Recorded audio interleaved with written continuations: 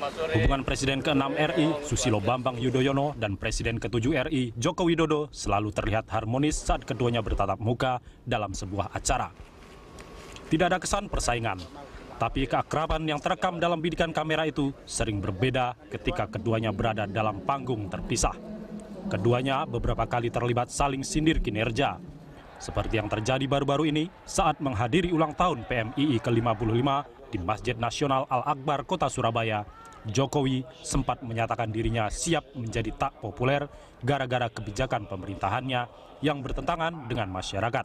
Bahkan Jokowi menyindir pemerintahan sebelumnya yang takut menaikkan harga BBM karena takut kehilangan popularitas. Jokowi memang tak menunjuk langsung siapa orang yang dia maksud takut kehilangan popularitas. Tapi jelas itu mengarahkan ke SBY karena saat pemerintahannya berkuasa tidak segera menaikkan harga BBM. Tidak perlu menunggu lama, SBY pun lantang menjawab sindiran yang dilontarkan Jokowi dengan menyampaikan pesan kerasnya buat Jokowi. Kepada Jokowi, SBY berpesan agar tidak selalu menyalahkan kebijakan-kebijakan pemerintahan sebelumnya. SBY meminta Jokowi fokus memahami segala macam permasalahan negara dan mencari solusi pemecahan serta pembenahannya bagi kepentingan bangsa Indonesia hari ini. Beberapa hari lalu, SBY menyampaikan kritik pedasnya terhadap Jokowi. SBY berpesan agar Jokowi tidak selalu menyalahkan kebijakan-kebijakan pemerintahan sebelumnya. Padahal, sebelumnya keakraban mereka kerap terekam dalam bidikan kamera. Namun apa yang terekam kamera sering berbeda ketika keduanya berada dalam panggung terpisah. Benarkah saat ini hubungan keduanya tidak lagi harmonis? Untuk membahas hal ini sudah hadir di studio pakar komunikasi politik Gun-Gun Herianto, dan kita juga masih menantikan juru bicara Partai Demokrat Ruhut Sitompul. Kang Gun-Gun, ini kalau kita bicara apa yang terjadi dengan Pak Jokowi dan Pak SBY, ini agak menarik. Tapi sebelum dijawab, kita punya satu grafik, Kang Gun-Gun, kita saksikan bersama. Ini pernyataan Pak SBY, Presiden RI ke-6. Rakyat akan senang kalau pemerintahan hari ini tidak terlalu sering menyalahkan pemerintahan yang terdahulu. Setiap pemerintahan pasti ada tantangannya masing-masing.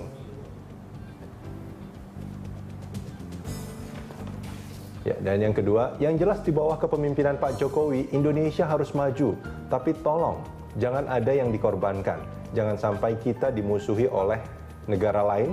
Selama itu, dalam kurung kebijakan bisa ditemukan titik tengahnya.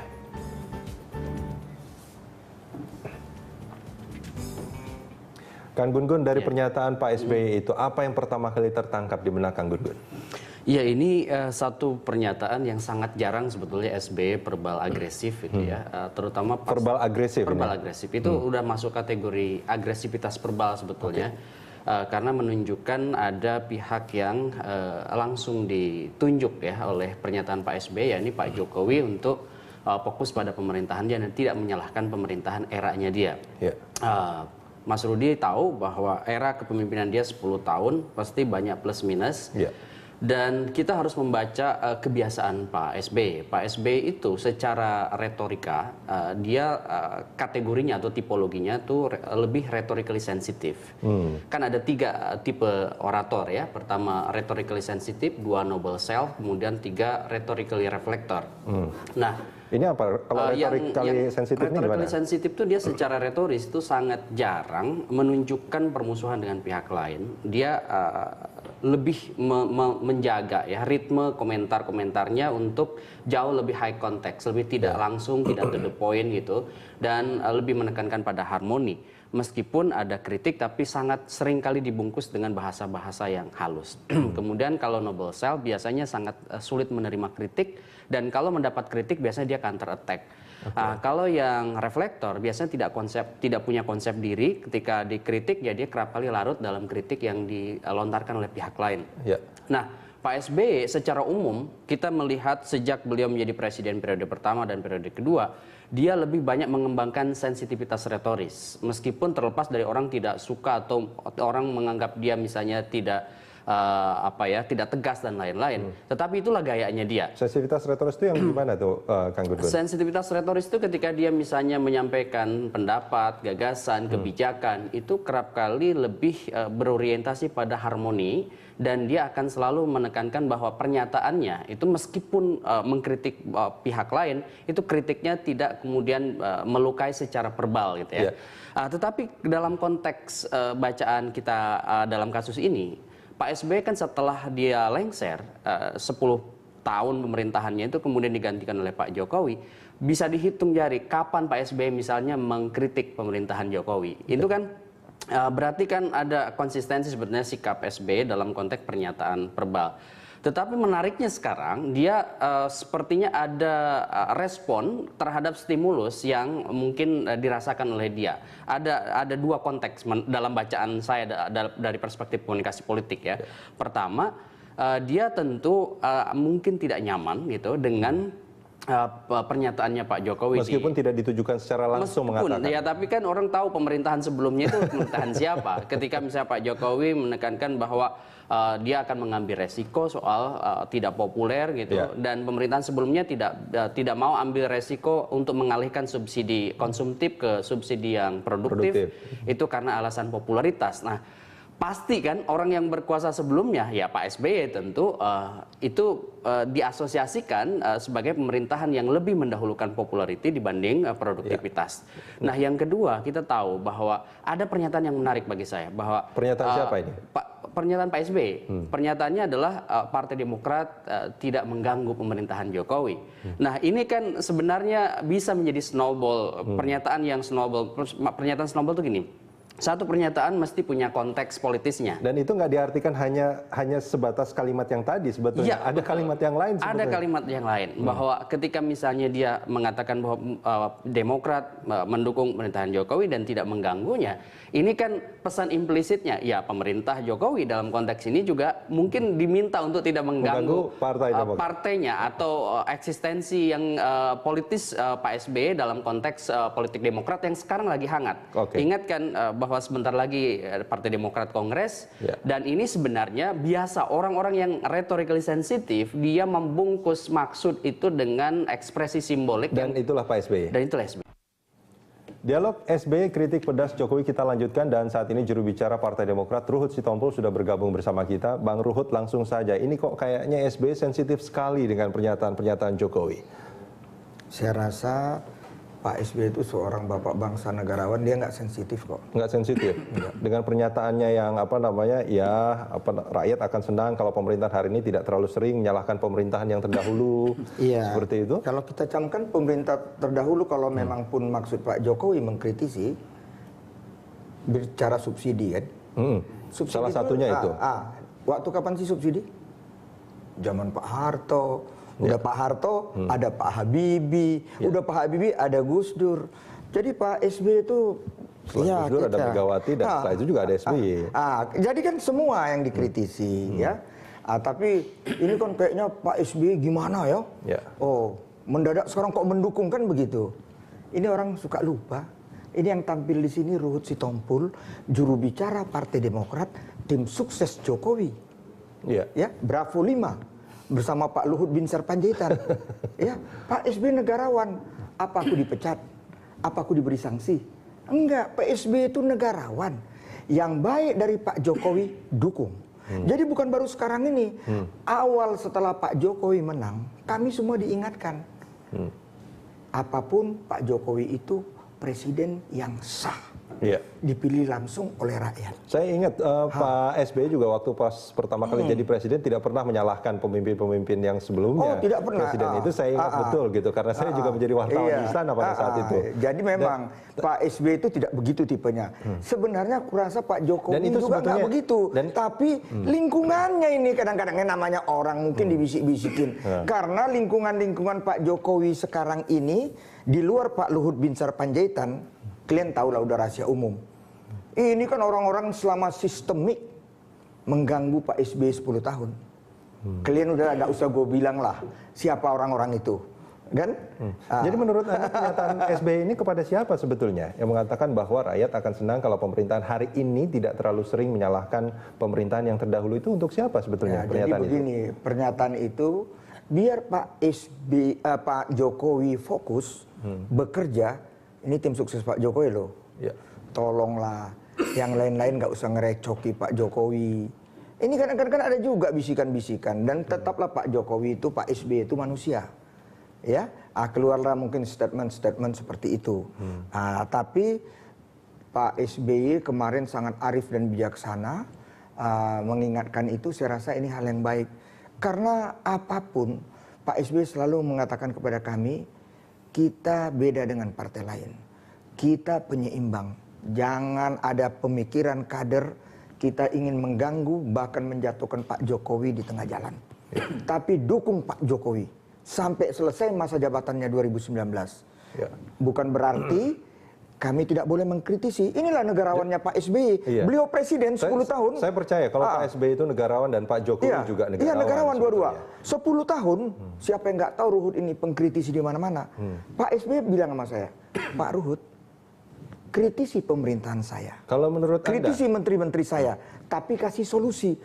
Jadi dia pun boleh dikritisi, apalagi orang lain. Kan itulah hebatnya Pak SBY. Kalau menurut Anda, hubungan Pak Jokowi sama Pak SBY dengan kalimat-kalimat ini seperti apa sekarang? Sangat baik. Oh ya? Kualitas komunikasi pun sangat baik. Awal-awal ya setelah Pak Jokowi menang, kan ini banyak rame, mereka berkomunikasi. Ya berkomunikasi, tapi saling kritik juga di media. Itu yang kritik memberi solusi. Oke, Kang Kritik memberi solusi soal ini. Iya, kalau kita perhatikan policy Pak SBY itu kan sangat, Demokrat itu sangat bergantung pada SBY. Kita bisa katakan bahwa SBY di puncak hierarki otoritas partai. Dan kita melihat positioning Partai Demokrat pasca tidak di pemerintahan itu kan memosisikan diri memang di tengah, berbeda dengan Golkar, berbeda dengan partai-partai yang di luar kekuasaan yang eksplisit mengatakan ada di blok koalisi Merah Putih, ada di blok koalisi Indonesia Hebat. Sementara Partai Demokrat memosisikan berada di tengah. Dan kita sama-sama tahu Pak SBY sejak beliau tidak menjadi presiden memang sangat hati-hati mengeluarkan statement. Bahkan dia ingin tentu diposisikan meninggalkan legacy yang baik, ya kan? Waktu itu pada saat Pak Jokowi membentuk tim transisi, kita masih ingat beberapa kali Pak SBY memberi atau memfasilitasi forum-forum. Dan ini kan sebenarnya tradisi yang bagus. Belum ada pemerintahan sebelumnya yang melakukan sebuah proses transisi komunikasi politik antara pemerintahan baru dan pemerintahan sebelumnya. Di situ sebenarnya poin positif itu ada pada SBY. Dan karena posisinya di tengah, maka pasti Mas Rudi, bandul perubahan dan dinamika politik itu akan sangat mempengaruhi hubungan Pak Jokowi, Pak SBY dan Partai Demokrat dengan kekuasaan. Itu akan sangat begitu karena apa? Kan memang tidak berada di salah satu kubu, sehingga di isu-isu tertentu, misalnya isu BBM, bisa saja Partai Demokrat berbeda misalnya dengan pemerintah, atau di isu-isu lain besok-besok hari. Nah, kebetulan misalnya sekarang juga ada misalnya konflik partai dan lain sebagainya, dan Partai Demokrat juga tentu punya kepentingan untuk ada garis restricted ya, garis yang terbatasi dari berbagai infiltrasi atau bagai penetrasi kelompok-kelompok lain. Ya, dengan bahasa yang ekstrim, kamu uruslah urusan kamu, ini urusan aku. Seperti itu sebetulnya. Iya, pasti kan namanya partai yang akan punya perhelatan besar, demokrasi internal, dan pasti banyak juga kelompok-kelompok kepentingan yang ingin masuk di situ dengan beragam political interest-nya. Saya memprediksi bahwa Pak SBY juga punya concern untuk menjaga kondusifnya penyelenggaraan Kongres. Iya, Anda melihat artinya dengan pernyataan-pernyataan yang banyak keluar ini Demokrat juga dalam tanda kutip gitu akan terjadi seperti P3, seperti Golkar, seperti itu? Iya, saya melihat tergantung pada dua hal. Pertama, di internalnya sendiri, kalau faksionalisme tumbuh gitu ya, dan memang sangat biasa, partai itu punya faksi-faksi. Anda melihat ada faksi nggak di Demokrat? Oh iya, ada. Sejak 2010 kan memang ada faksi. Kita tidak bisa menutup mata. Bang Ruhut juga pasti mengamini bahwa faksi itu ada, dan itu sebenarnya kealamian partai. Hanya masalahnya, punya nggak manajemen konflik yang baik, sehingga kemudian kanalisasi itu terbangun. Nah, kemarin terselamatkannya karena Pak SBY punya dua sumber kekuatan. Satu, alokatif resources, yang kedua otoritatif resources. proses. Sumber daya otoritatif karena beliau presiden sehingga sangat kuat. Kemudian alokatif karena beliau mampu mendistribusikan dan mengalokasikan orang pasca dia take over kepemimpinan Demokrat dari Anas. Nah, ini yang kita harus baca bahwa kita tidak meragukan bahwa manajemen konflik SBY itu sangat menekankan kepastian dan kenyamanan kan. Nah, sehingga kemudian orang melihat pasca Anas Partai Demokrat langsung di take over SBY. Ya, Kang Gun-Gun, ini kalau Anda melihat yang terjadi dengan P3 dengan Golkar juga ini kan banyak orang melihat karena ada campur tangan pemerintah. Ya. Itulah sebetulnya yang Anda ingin katakan bahwa ada kemungkinan pemerintah juga akan turut campur dalam Kongres Demokrat yang sebentar lagi akan terjadi. Iya, baik langsung ataupun tidak langsung ya. Baik langsung ataupun tidak langsung mesti proses-proses hubungan kekuasaan dan partai politik itu akan ada proses-proses yang antagonis ataupun protagonisnya. Maksud saya begini Mas Rudi. Mungkin Pak Jokowi sebagai individu dia tidak punya kepentingan. Tetapi Pak Jokowi dalam satu sistem birokrasi yang dimana di situ juga investasi kekuasaan dari partai yang banyak itu mesti kan juga ingin menjaga proses dukungan politik, terutama di luar partai-partai yang sekarang berkuasa, itu kan masuk. Contohnya misalnya bagaimana P3, bagaimana misalnya Partai Golkar, ada faksi-faksi yang coba juga tidak mesti oleh Pak Jokowi secara langsung, tapi juga ada instrumen-instrumen kekuasaan lainnya. Itu yang saya maksud. Oke, baik. Bang Ruhut, apakah ini juga dikonfirmasi, artinya memang ada kekhawatiran juga bahwa Kongres Demokrat ini juga akan terjadi seperti yang terjadi di P3 dan juga Golkar? Saya anak tentara, ya. Anak kolong, saya anak kolong. Bapak saya selalu mengajarkan di dalam kehidupan ini waspada, waspada, waspadalah. Saya anak polisi militer. Jadi kita tetap waspada. Tapi kan saya tadi sudah jelas, Pak SBY, Pak Jokowi hubungan sangat baik. Ya, sampai tadi terima kasih Kang Gunggun, baru Pak SBY lah legacy, serah terima mengantarkan Pak Jokowi masuk istana, itu belum pernah. Baru Pak SBY, itulah kenegarawanan beliau. Dan tadi yang dikatakan Pak Gun-Gun, saya kan tadi juga sudah bilang, SBY, Pak Jokowi kita hormati, saya tim suksesnya. Ya, apalagi di situ ada Pak Luhut bin Sarpanjaitan. Tetapi ada beberapa yang juga dekat dengan Pak Jokowi, kan? Ya ini mungkin, ya bisa kok kelihatan, TV-nya aja masih aneh-aneh, dia punya TV, kan? Kayaknya mau semua partai ini seperti Partai Golkar, seperti P3 atau partai lain, pecah kongsi. Kalau kami terima kasih Tuhan, kami punya yang diberkati Tuhan Pak SBY. Ya, matahari hanya satu di partai kami. Meskipun faksi-faksi juga terlihat ada di Demokrat. Jadi betul Pak Gun-Gun, ada faksi yang kepingin clear government, rakyat miskin karena korupsi. Kami faksi SBY, ya Bapak yang kami hormati, yang kepingin negara ini bebas dari korupsi. Bang Ruhut. Dan ada faksi, betul? Inilah yang mencemarkan, merusak kami. Di Demokrat. Tapi sekarang kami sudah mulai cuci gudang dikit-dikit. Tapi masih ada juga, masih mau coba-coba. Tapi nanti kita lihat di Kongres tanggal 11, 12, 13. Saya selalu mengatakan kepada kader-kader, tragedi Bandung cukup. 3 pasang itu pada waktu kemarin itu semua money politik. Bukan hanya Anas. Kalau nanti jangan coba-coba. Kita merebut kemenangan bisa di dalam Kongres. Tapi merebut kemenangan 2019, jujur saja, tadi juga Kang Gunggun saya terima kasih Kang. Ya, Pak SBY lah yang bisa menghantarkan 2019, insya Allah kami sebagai partai pemenang. Kita akan sambungin di segmen berikutnya. Terima kasih. SBY kritik pedas Jokowi, dialog kita lanjutkan masih bersama Gun-Gun Herianto dan Ruhut Sitompul. Bang Ruhut, ini kalau kita bicara soal pernyataan Presiden Jokowi, ini kita melihat dua-duanya adalah sosok negarawan. Mereka punya cara-cara sendiri sebetulnya untuk menyampaikan apa yang mereka rasakan. Nah, menurut Kang Gun-Gun tadi, apa yang disampaikan oleh Pak SBY ini sifatnya itu verbal agresif. Artinya sudah menuju ke Pak Jokowi sebetulnya. Nah, gimana Bang Ruhut melihat ini? Ya itulah, Pak SBY itu benar-benar sangat menguasai sikon, situasi dan kondisi. Semarah-marahnya dia kata-kata yang keluar itu pengenalan diri beliau sangat tinggi. Tadi yang kita bahas kalau kaitan BBM itu kan sudah selesai. Ya. Kita baru selesai mengadakan yaitu satu momen internasional di mana the founding father kita Bung Karno, konferensi Asia Afrika. Kita bisa mendengar bagaimana speech Pak SBY kemarin di DPR. Bagaimana beliau mengatakan Pak Jokowi dengan pidatonya dalam pembukaan mengenai PBB. Itu kan baik sekali. Udah itu kaitan sekarang. Kenapa saya katakan nggak ada maksud agresif, tapi beliau mengingatkan kita harus eling. Apapun Pak Jokowi itu presiden. Beliau mengatakan lagi, kita harus mendukung yang baik dari Pak Jokowi, kita dukung. Ada yang kurang kita kritisi, tapi selalu beri solusi. Jangan ada pemikiran di benak kita mau menjatuhkan. Apapun kita presiden. Kritik juga, ya saya yakin kritik yang disampaikan oleh Pak SBY itu bukan untuk menjatuhkan gitu, untuk mengingatkan sebetulnya. Karena Pak Jokowi kan beberapa kali dia mengatakan misalkan, kenapa yang dulu-dulu tidak berani melakukan ini? Karena masalah popularitas. Sementara di Facebook juga mengatakan, kepemimpinan tirani adalah membungkam kesadaran rakyat, bisa itu dengan bayonet atau pencitraan tanpa kerja.